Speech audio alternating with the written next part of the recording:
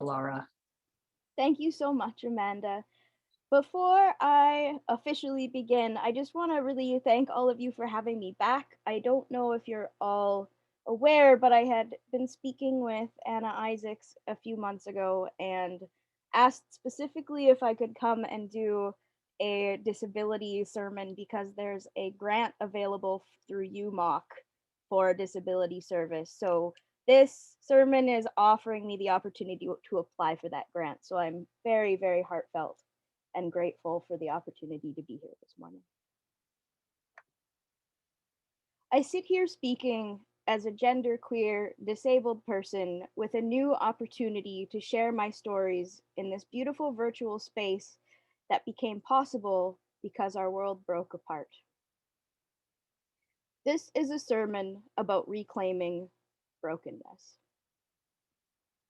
I'd like to begin with us all taking 3 conscious breaths together because there are a few difficult messages ahead, both to deliver and to receive. My content warning is thus: I will not be censoring my experiences. I will be gentle and heartfelt because I so deeply and sincerely love both our Unitarian Universalist community and many, many, many other circles of community within our larger society, but I will not be censoring my experiences today. So, those 3 conscious breaths. If it feels helpful, you may close your eyes. And if it feels helpful, they can be deep breaths. But if not, please just become aware of your body breathing 3 times, one after the other, at your own pace.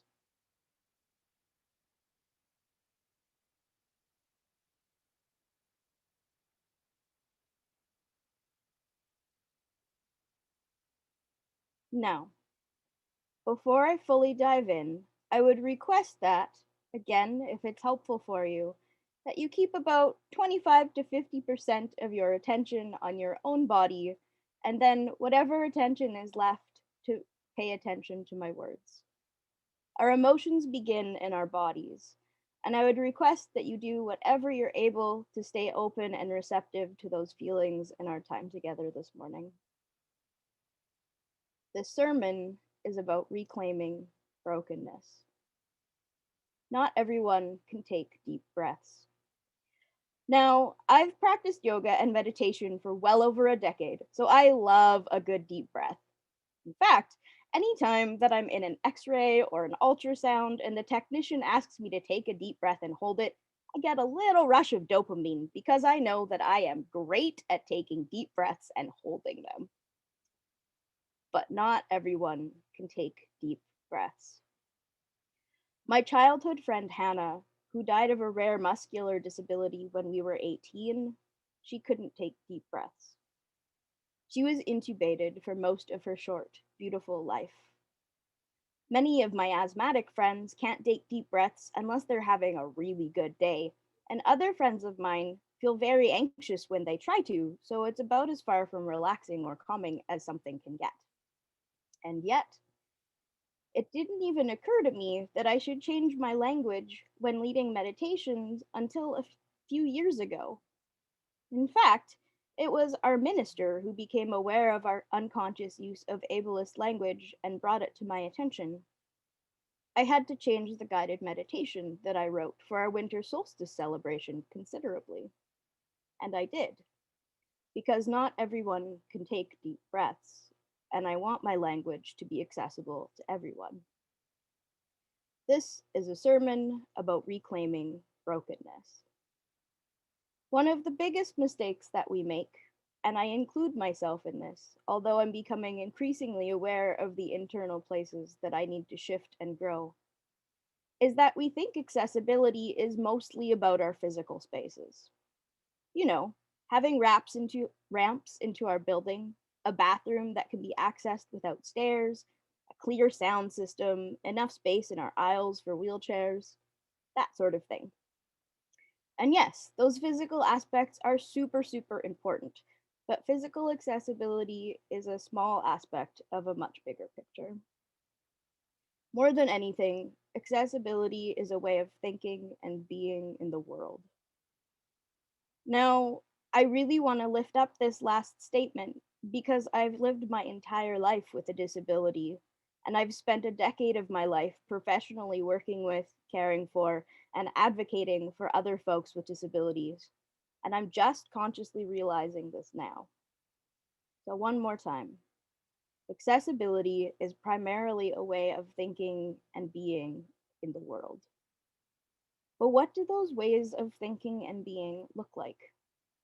I can only speak from my own personal experiences, but to me, accessibility looks like a reclaiming of brokenness, which is why that's what I'm speaking to this morning. Culturally, in society as a whole, as well as within our own congregations and our own minds, we put perfection on a pedestal. And then we can become upset or confused or angry when life doesn't meet that image of perfection. I want to pause here to give you a chance to check in with your body. Where did that statement land? Do you feel some part of your body stiffening or tensing? Can you sit with wherever and however that statement landed for a moment? And then, this is the most challenging part, can you find a way to release some of that tension? You're more than welcome to move around if you need to.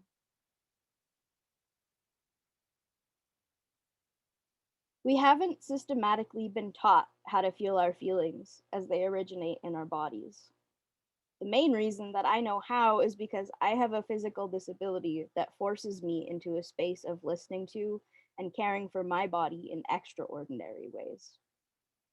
In fact, we're often taught the opposite, how mind is over matter, how we can be anything we want if we put our minds to it, that we should eat at prescribed times rather than when we're hungry, work when and how we're told to instead of because it feels good.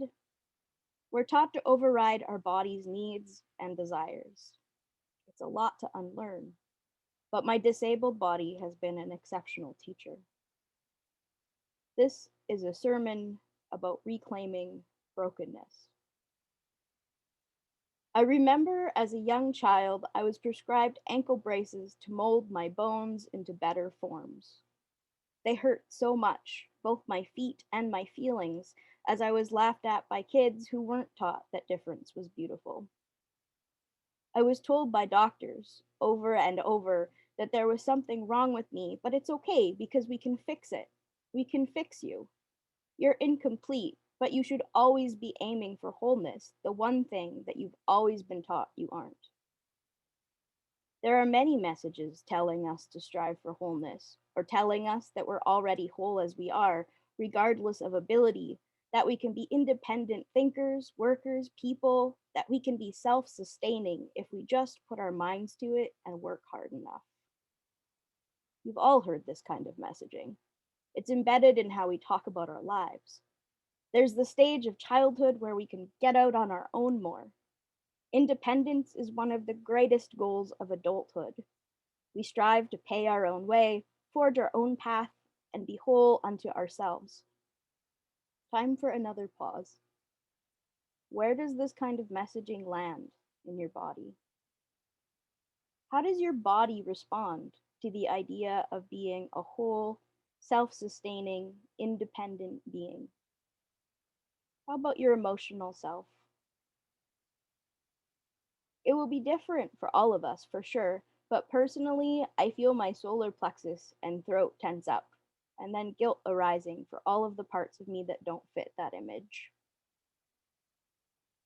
My home congregation's minister, Reverend Ann Barker, is doing our National Confluence lecture this May, and the first part has been released already. I super recommend checking it out. I believe it's in the references that Amanda's got in the notes at the end of the service.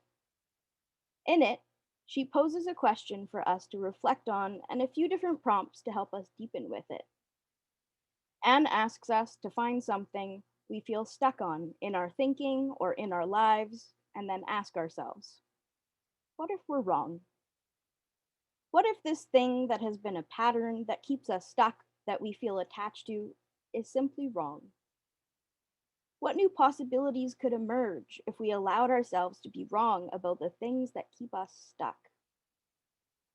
I've done this exercise in a few different areas of my life already, and I found it really liberating. So I wanted to apply Anne's questions to these messages of individualism I just spoke about. What if we are wrong to strive for self-sustenance and independence? What new possibilities emerge if we allow the places we have become stuck inside these messages to be simply wrong? This is a sermon about reclaiming brokenness. I need to speak to that pedestal of perfectionism that's so ingrained in us. This is a very daunting piece of our culture to speak to because it often lives deeply buried in our shadow selves, that part of us that is the most difficult to look directly at and work with. Again, I include myself in this because I sit witness to parts of myself gazing longingly at perfection all the time. And it's toxic and it hurts my heart. So I'm naming it boldly, here and now. As my wise being of a yoga teacher often reminds me, if you can feel it, you can heal it. As a culture, both within Unitarian Universalism and within our society at large, we very much have a right way of doing things, and we're constantly striving to reach that right way. I can think of countless examples of this from my experiences, both as a person with a disability who has different needs than most, and simply as a human observing our society. I want to be very clear before I continue. In no way am I saying we shouldn't learn and grow and become the best versions of ourselves. What I'm wanting to uplift is that my best version of myself as a person with lifelong mobility issues looks very different than that of an able bodied human. This might feel obvious, but if we look closely at our collective behaviors and thought patterns, they often don't reflect that seemingly obvious fact. From where I sit, our society tends to approach life from a systemic ethic, by which I mean there is an expectation that if a rule applies to one group or one body, it logically follows that it applies universally. This approach creates barriers by its very nature, necessarily considering difference to be the exception to the rule, the outlier. It creates barriers against anybody who doesn't fall within the set parameters of the given system. The result is the creation of marginalized populations and unequal wealth distribution, as well as a tendency to clump people into groups based upon those parameters that the system has set out, rather than to see them as diverse peoples. This is a sermon about reclaiming brokenness. When I was 15 years old, I became a counselor in training for Camp Easter Seals. I believe Jim mentioned that at the beginning.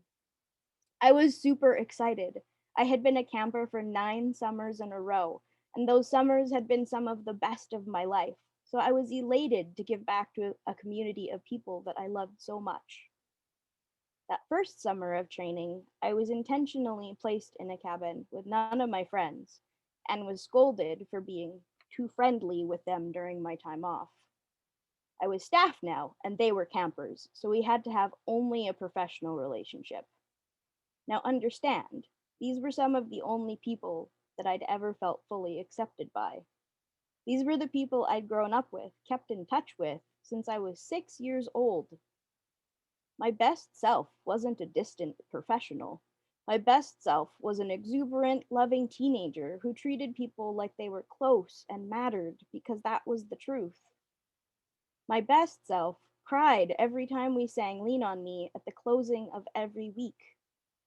But within that specific system of work, my role was the priority over my relationships. The image of who they wanted me to be took precedence over who I was. And now, reflecting back, I can see some important reasons why they wanted me to have clear boundaries. But I had wisdom at the time as well, and that wisdom has been one of my motivating factors for advocacy work throughout my entire life. That wisdom is this: we are people before we are the roles we play, and our relationships are important. Our system says the exact opposite, grouping and labeling us from the day we're born into roles and ideas before we're even old enough to understand them, never mind identify with them. This is colonized thinking. And this thinking is inaccessible. The two go hand in hand. The more we can decolonize our thinking, the more accessible we become within ourselves and within our communities. This is a sermon about reclaiming brokenness. As soon as I turned 18 and graduated high school, I took a train across the country to apply for my dream job in Nova Scotia with large home fires. L'Arche is a community model where people with and without disabilities live in homes together. It's a deinstitutionalization project. As an assistant, my primary job was to build relationships with the folks that had disabilities. There was a lot of advocacy work within the surrounding community as a part of that role. The most challenging part for me was being gentle with staff at coffee shops who would speak to us rather than our friends with more visible disabilities. I played the part, but it felt fake because the obvious invisibility of my friends made me furious. As a young, idealistic teenager, it was hard to see change happen so slowly. Honestly, as a fiery, passionate Aries, it's still hard to see change happen slowly, but I've gotten much better at tempering those flames over the years. As a young person, I strived for many years to be an independent, contributing adult in society. For example, I didn't want anything to do with disability funding. That was for the people who were unable to work, who were more disabled than me. You know, for the people I took care of. I was a whole person who could do anything I set my mind to. And then I almost died, and I could no longer work, and I didn't have the strength to even think of applying for disability funding on my own. I had qualified for all of my adult life, but I had such deep shame about being considered less than able, I didn't want to. That thinking didn't shift until there was no choice. So, what are some truths that emerge from my experiences, from allowing my individualistic thinking to have been wrong? And what does accessible thinking look and feel like? If individualism is wrong, it means we need each other. We're not closed systems. We're not whole unto ourselves. And friends, that myth is harming all of us. It creates unequal power dynamics that don't allow for genuine relationships to blossom. Because if I am whole and that person who is more disabled or of a different race or worldview than me is broken, then the relationship is broken before we can even begin. But if I am also broken, then there is space for us to begin to heal each other's woundings. In reclaiming brokenness, we reclaim the need for each other on a deep existential level. In reclaiming brokenness, we return to being people first. Being people first, and I extend this to animal people, plant people, and beyond, rather than primarily a role or a demographic or a commodity, fits into a relational model of being rather than a systemic one. Rather than saying, here is a rule and it applies to everyone, it says, what are the ways these individuals relate to each other in a way that is good for the entire community? American writer and pleasure activist Adrienne Marie Brown highlights this by asking, what is the conversation that is unique to these people in this room at this moment in her organizing work? In her groundbreaking book, Emergent Strategy, Adrienne discusses looking at progress in terms of depth rather than width, namely, measuring an organization's success based on how deep the relationships are which are created within it.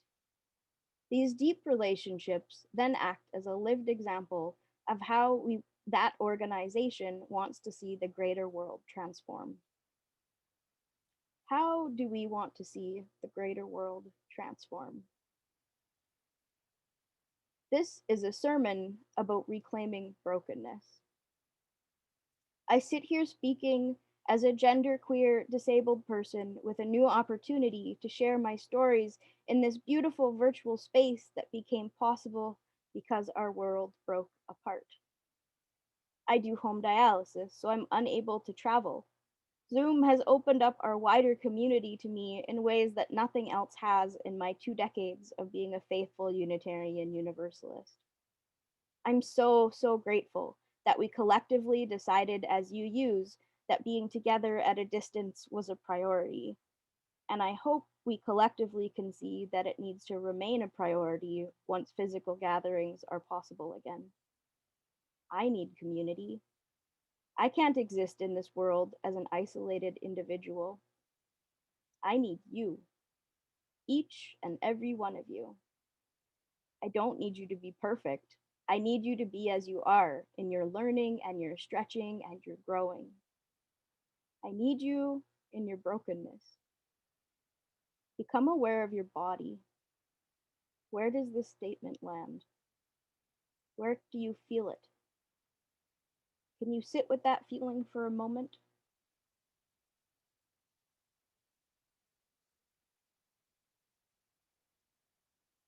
Thank you for listening. Blessed be, and amen.